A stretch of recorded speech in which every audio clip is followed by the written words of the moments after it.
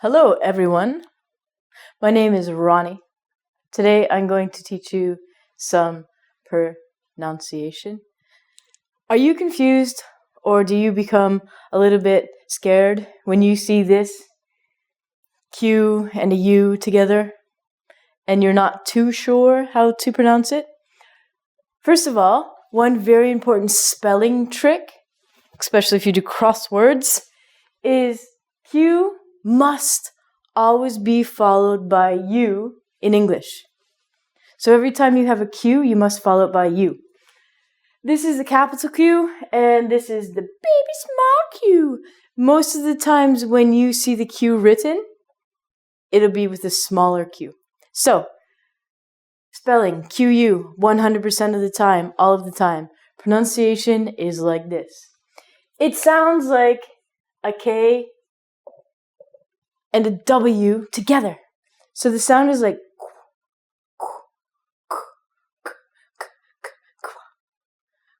try and do that.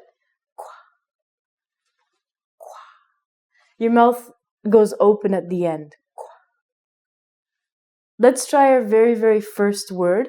It's a word that's very common in a lot of storybooks for children or in newspapers. The first word is queen. Queen. So if you take the first qua sound, you're going to make it like a KW, so it's like queen. Queen. The queen, of course, is always a woman who is married to a king. The king and the queen sometimes are monarchs of some countries. The next word is quilt. Quilt. When you say the QU sound, it is unvoiced, so it does not vibrate, so it's quilt. A quilt, it's a blanket. Sometimes people do quilting as a hobby, but a quilt is just basically a very difficult word to pronounce for blanket. So again, it's the KW, so quilt. The other thing that's very important is that you always are very, very strong in your pronunciation about the T sound at the end of the word. Because if you don't, it could sound like this letter, or this word, quill. So if you don't say the T here, it could sound like you're saying quill. Quill is a very, very, very old writing instrument that they used hundreds of years ago. And it was basically a feather. What is a feather? A feather is a bird hair. Let me draw you a feather, shall I? So a quill is a bird feather. And what they did was they put ink at the nib of the feather and they were able to write before they had the modern pens, pencils, or iPhones. This word is quill. Quill. Quilt. And the one in between this, we don't really use this word a lot, but it is still in our vocabulary, in my vocabulary. This word is quaint. That's quaint. Quaint means it's cute or nice. Some very, very small cities in Canada that haven't been overrun with condominiums, you could describe as being quaint. So, queen, quilt, quaint, and quill. If you can practice the qu, you will have much ease at saying these words. The next three words, they're a doozy. And by doozy, I mean, oh my God, how do I say this one? Which?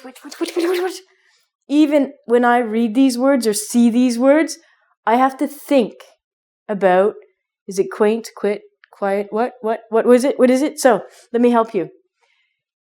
What you have to do is look at the spelling of these words.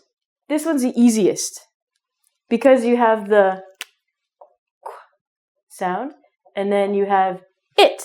So it's it, quit, quit. Quit means to stop doing something. So for example, you can quit smoking. You can quit your job. You can quit learning English, but you can't do that now. So this word is quit. It means to stop doing something. This word is almost the same spelling as this word and this word, but there is a sneaky little E here. So, if you have the first part of the word, it's qu with our KW sound. Then we have an I. You can say it like an I. And then we have ET at the end. So it's quiet. This word, shh, quiet, means don't talk. So this word you can break down as a QU sound, so qua, an I, and an it. Quiet. Quiet, quit. Then we come to this one with the E at the end. This word is quite. Quite.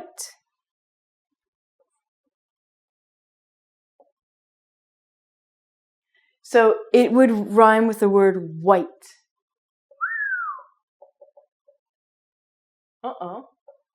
So you can rhyme quite and white.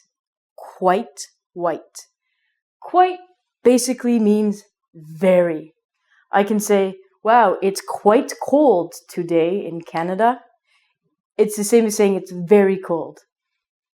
The reason why this is so difficult is because you only have one letter.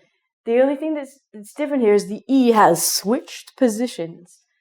This one is easier because there is no E. So one more time, this is quite, quiet, shh, and quit. If you would not like to quit studying English, go to engvid.com and learn some more. Goodbye.